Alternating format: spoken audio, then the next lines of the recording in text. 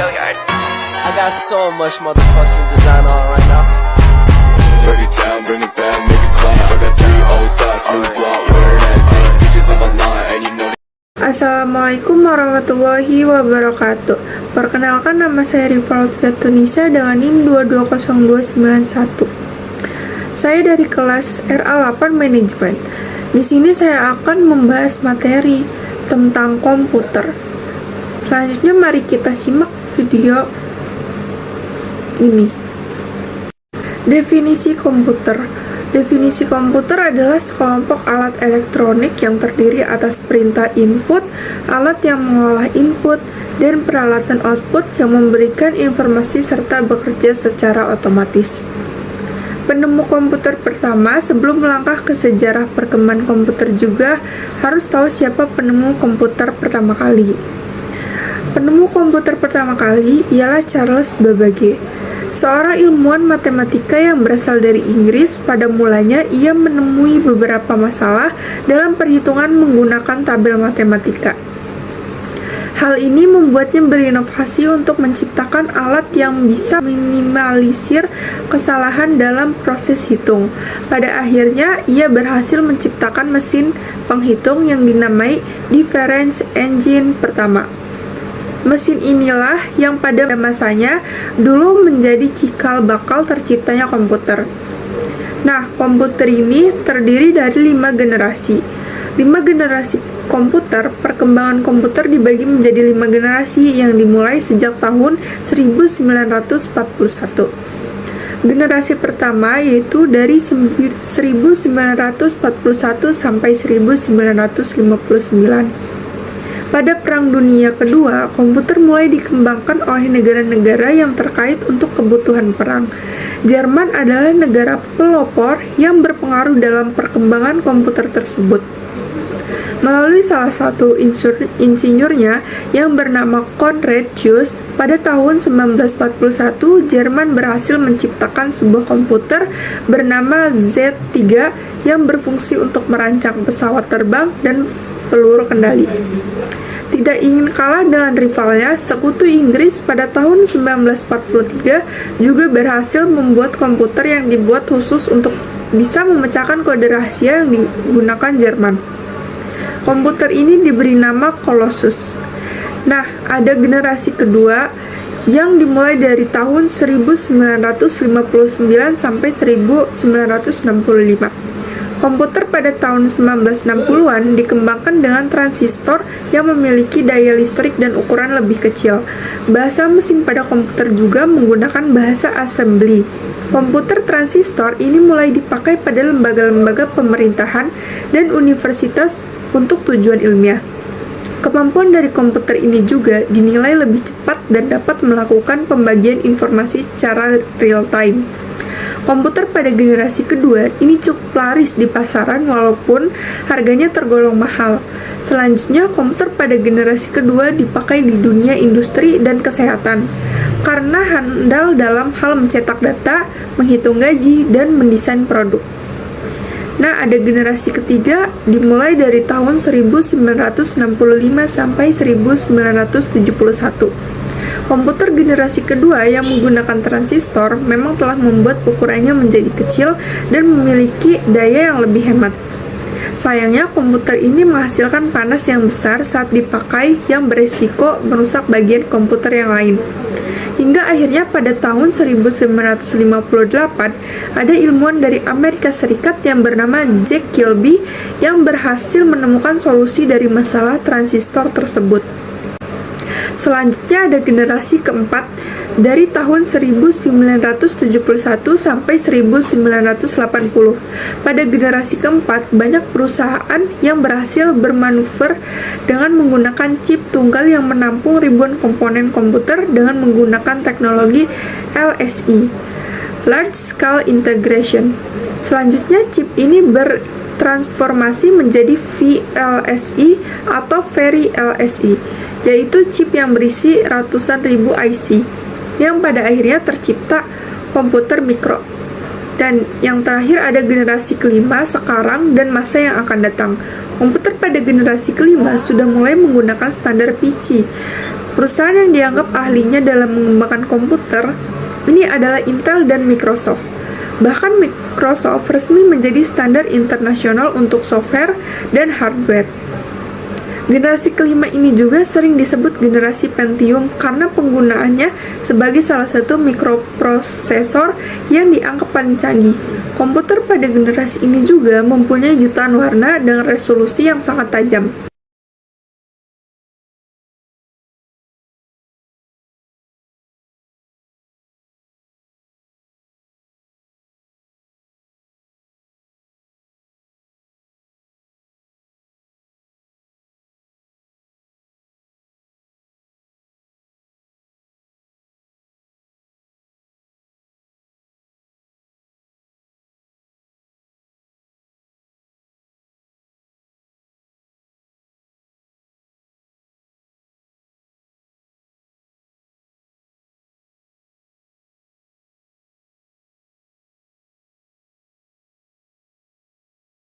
Nah, ada jenis-jenis program aplikasi sistem komputer dan penggolongannya.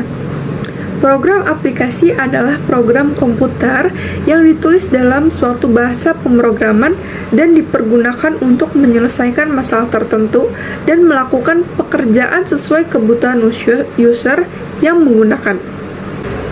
Aplikasi dapat digolongkan menjadi beberapa kelas. Yang pertama itu perangkat lunak perusahaan atau enterprise, yang kedua perangkat lunak infrastruktur perusahaan, yang ketiga perangkat lunak informasi kerja, yang keempat perangkat lunak media dan hiburan, yang kelima perangkat lunak pendidikan, yang keenam perangkat lunak pengembangan media, yang ketujuh perangkat lunak rekayasa produk. Nah, ada berbagai jenis program aplikasi sistem komputer. Yang pertama itu aplikasi kantor. Aplikasi kantor merupakan program aplikasi yang digunakan untuk mengerjakan pekerjaan kantor.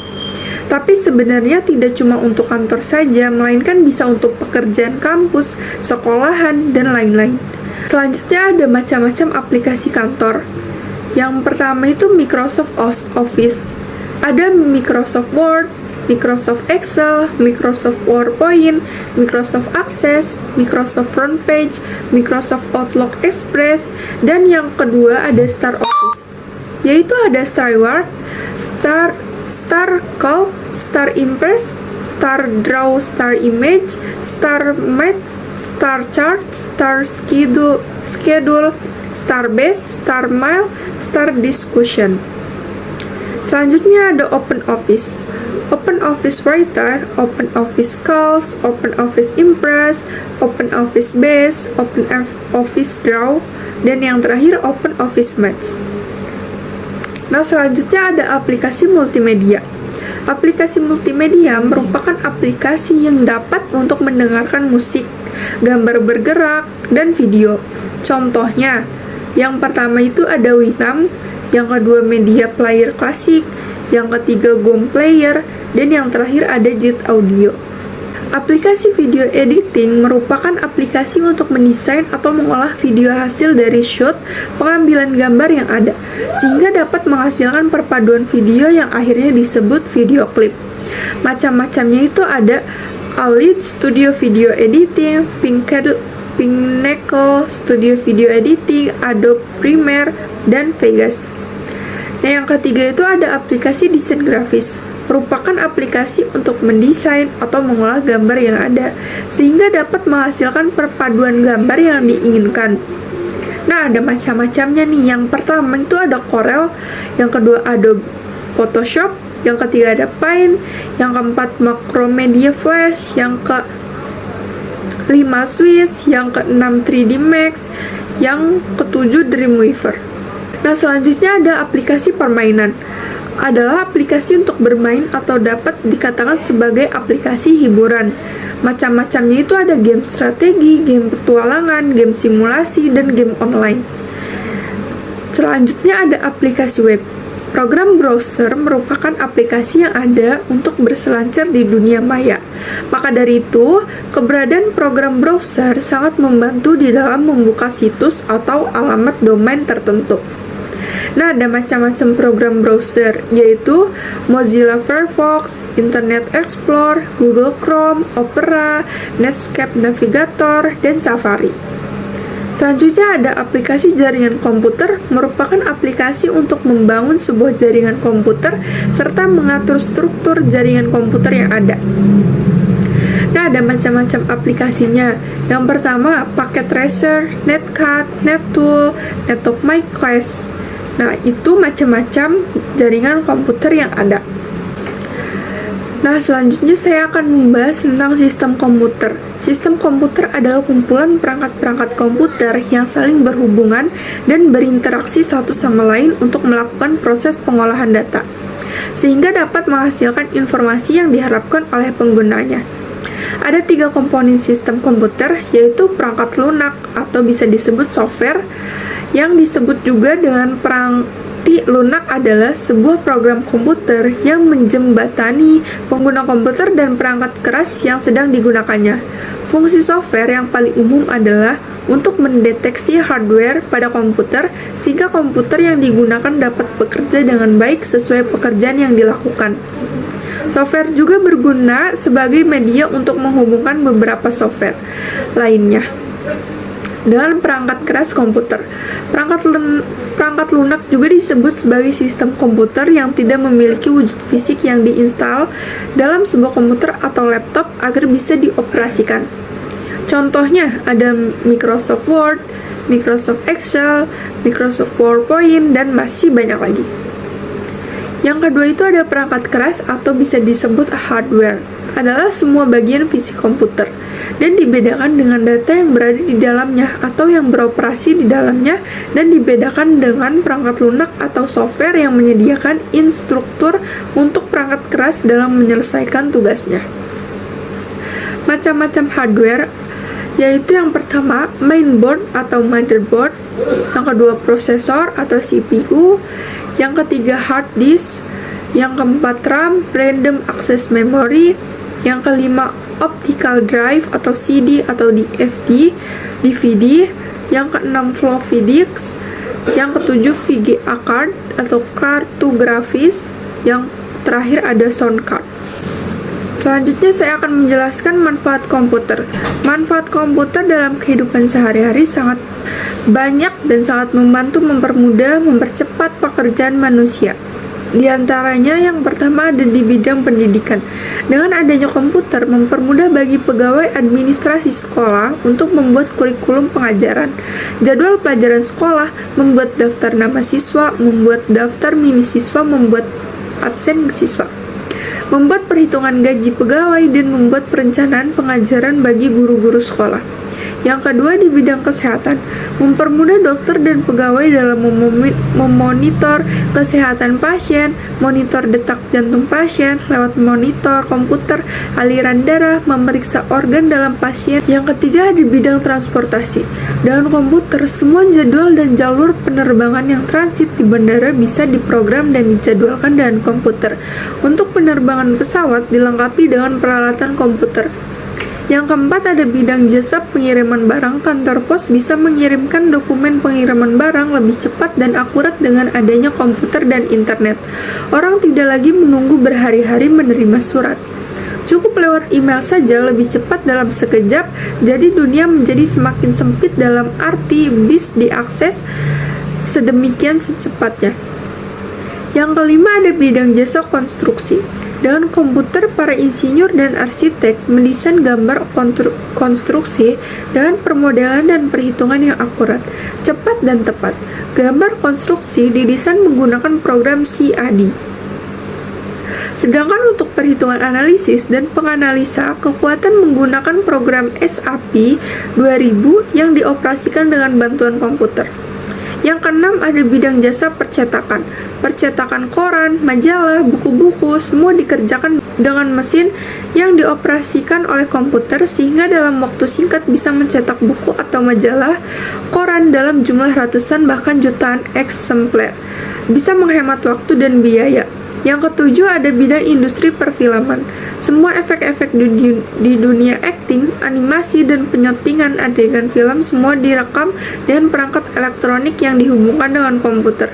Bidang industri rekaman bahwa untuk menghasilkan suara yang bagus perlu pengaturan perekam dalam modifikasi suara dengan media komputer, serta mencetak lagu-lagunya pun dibantu dengan sistem komputer untuk mencetak album ke dalam VCD atau DVD.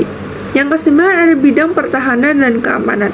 Negara maju seperti Amerika telah dilengkapi dengan peralatan satelit yang dikendalikan dari bumi untuk memantau serta memetakan keadaan di permukaan bumi. Pada Perang Dunia Kedua dan yang terakhir dengan Irak, Amerika menggunakan jaringan intelijen yang dilengkapi dengan teknologi komputer dan informasi modern, sehingga bisa mengalahkan lawan-lawannya. Yang ke-10 ada bidang olahraga. Pertandingan sepak bola Piala Dunia ditayangkan oleh satelit yang dihubungkan dengan pesawat penerima di bumi, kemudian dipancarkan ke seluruh satelit pemancar TV di belahan bumi, sehingga acara olahraga sedunia itu bisa dinikmati oleh semua orang. Yang terakhir ada pabrik sepatu. Proses pembuatan sol sepatu dalam berbagai ukuran dan detail bentuknya dikerjakan dengan cara dan sistem komputer. Ada yang tahu nggak sih sistem operasi itu apa? Sistem operasi merupakan sebuah penghubung dari pengguna komputer dengan perangkat keras komputer, serta mengelola seluruh sumber daya yang terdapat pada sistem komputer. Sistem operasi adalah sebuah perangkat yang berfungsi sebagai sistem dasar pada sebuah perangkat. Sistem operasi menyediakan sekumpulan layanan aplikasi pada pengguna sehingga dapat memudahkan dalam menggunakan komputer. Nah, apa sih tujuan sistem operasi itu? Secara umum dan mendasar tujuan operasi sistem yaitu pertama, melakukan efisiensi, kedua, memberi kemudahan, ketiga, kemampuan untuk berevolusi. Nah, ada fungsi sistem operasi. Berikut adalah fungsi dari sistem operasi. Yang pertama itu melakukan booting, mengelola sistem operasi perangkat. Yang kedua, manajemen proses. Yang ketiga, loading dan execution. Yang keempat, manajemen memori. Yang kelima, keamanan data. Yang keenam, manajemen drive atau disk. Yang ketujuh, kontrol perangkat. Yang kedelapan, desain user interface atau UA. Pada jenis-jenis sistem operasi, yang pertama itu ada sistem operasi standalone. Contohnya, Microsoft Windows, Linux, macOS. Yang kedua ada sistem operasi jaringan. Contoh, Linux, Unix, Microsoft Windows Server, Mac OS X. Yang ketiga, sistem operasi waktu nyata atau real-time operation system. Yang keempat, sistem operasi seluler. Contoh, Android, Apple, iOS, Microsoft Windows. Yang kelima, sistem operasi embedded. Contoh, Windows Mobile atau CE, Symbian, Linux. Yang keenam, sistem operasi live CD. Contoh, Ubuntu, Slack, Mandriva Linux, dan Zorin.os. Nah, ada proses kerja komputer. Yang pertama, input, media yang digunakan untuk memasukkan data ke dalam proses, yaitu keyboard, mouse, joystick, tombol start, dan reset yang ada di front panel CPU, tombol eject pada CD atau DVD, ROM, webcam proses. Suatu alat yang digunakan untuk memproses data dari input yang nantinya akan dikeluarkan ke sistem output. Output media keluaran. Media ini adalah untuk menampilkan hasil data dari proses, yaitu monitor, speaker, headset, printer, scanner, dan lain sebagainya. Oke, terima kasih. Itu penyampaian materi tentang komputer dari saya. Wassalamualaikum warahmatullahi wabarakatuh.